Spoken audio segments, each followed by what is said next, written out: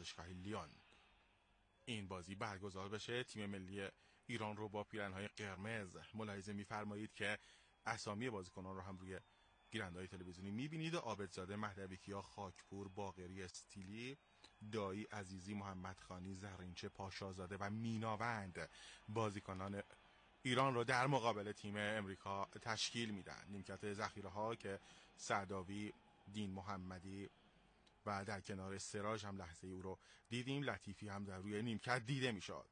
تا لحظاتی دیگه از سوت آغاز بازی به صدا در خواهد آمد و در این ورزشگاه از گروه F مسابقات جام جهانی ایران که با تیم‌های آلمان و امریکا هم گروه بوده و همچنین یوگسلاوی هم در همین گروه قرار داشت بازی خودش رو آغاز میکنه. این دومین بازی تیم ایران در جام جهانی 1998 هست. توپ رو بازیکن ما به بیرون میزنن. کاپیتان امریکایی ها یه لحظه توپ رو تصاحب میکنه، دوباره خودش دالی بلند میفرسته.